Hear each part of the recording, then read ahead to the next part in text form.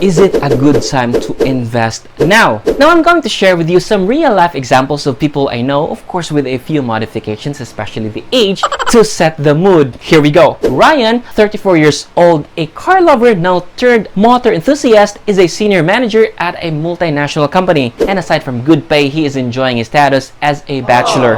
But he is still not fixed on buying a house. He prefers to rent than to buy a property because he values mobility. Current status, renting a house near the place of work. And then there is Darwin, 31 years old, who hails from General Santos and whose family owns a fast food chain, works in Cebu City as a project manager. He has a family and do not want to buy a house as well because he has not decided where to settle permanently. Current status, renting a house near his place of work and near the school of his children. Another scenario, Buddy, 36 years old, a chief strategist and a family man with 3 kids, already own a house nearby the city, but his eldest son will soon go to college and is looking for a place to rent near a university. Current status, looking to rent a condo near a school. So upon sharing these 3 examples, what am I trying to say? Not everyone, even those that can afford, will buy a house or a condo. They want to be mobile or have not decided where to permanently settle and do not want to be burdened with the responsibility of owning a house in a place they will not call home eventually. And there are those that would want to rent a property for their kids when they begin to go to school. And here's another one. Once the pandemic is over, and hopefully sooner, tourism will surely be heavily promoted by the government. More tourists will once again come and visit our beautiful country. Some of them will look to buy a condominium, but majority of them will look to stay short-term and rent a property near a beach, near a prime location, or near the airport. So, if most of these people are looking to rent, who then provides them with a place to rent? Of course, big investors are the top of mind, and those with deeper pockets. But I really hope that that person is you. And it starts with the mindset of investing in a property right now. I know if I say this, uncertainties will almost immediately go to your mind. But owning a property is expensive. Or I don't know how to do it. Or I'm scared I might not be able to pay it. Or I might not be able to have coffee every day if I have financial obligation. Now, it's okay to get scared, but it should not stop you from making a big, even life-changing decisions. Now, I have 2 answers to these concerns. If your concern is cost, the answer is buy pre-selling projects. This is a type of project that allows you to begin paying for a property in installment basis while construction is still in progress. My recommendation is invest in a pre-selling condo near a prime location. And did you know that you can already own a studio unit by paying a monthly equity of 5 to 7,000 pesos only per month? And you can even do co-ownership if you want. I know you will ask, how about the payment after equity? Now, I will get back to you on that later in this video.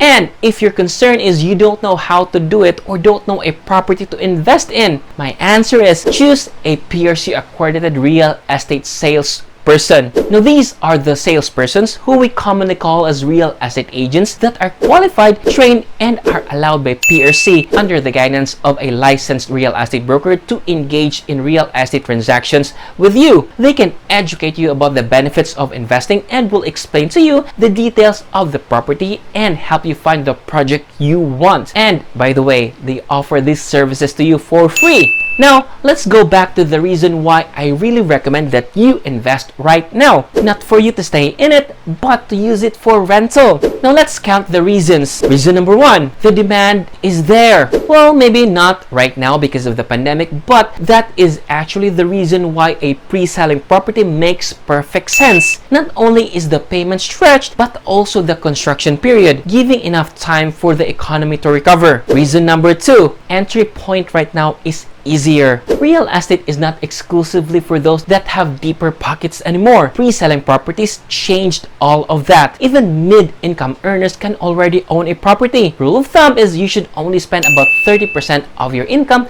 to buy a property. Third reason is you cannot work forever. At some point, you will retire or your body will give up. What then? Will your pension be enough to cover for your medical bills? By establishing and creating passive income while you are still at your peak will allow you to still generate income when you cannot work anymore. Make money work for you, not the other way around. And Let me give you another example where this recommendation has yielded positively. Geraldine, age 27, invested on a pre-selling unit near an international airport while still working in a multinational company. The plan was not to live in it because it was far from her place of work, but she knows that there is demand because it's near the international airport. A few days after she posted it, a pilot rented it out long term, and right now she is earning passive income on top of her regular work, and the rent she is collecting is paying for the amortization as well as her own bills. Now she is looking to buy more properties for investment. Now this example leads me to the question I left hanging in the early part of this video, the amortization payment after equity. Now we need to discuss this more to avoid any misconception. The equity payment you pay during the construction period is not the same as amortization. Amortization is what you will pay to the bank or Pag-ibig once your unit is ready for turnover. In short,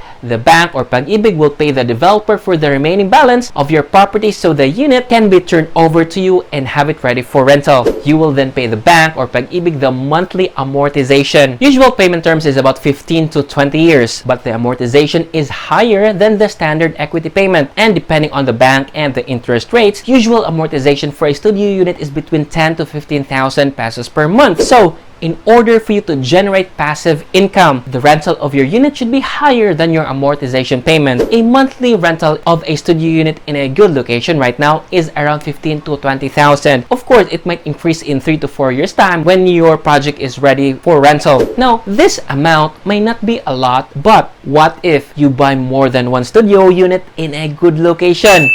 Remember, it's still pre-selling, so you can invest more. And the more unit you invest means more units available for rental. And the last reason why you need to invest is because most of us, especially the younger generation, are not even thinking about investing. And having that investor's mindset early on will allow you to take advantage of that opportunity. So, there you have it.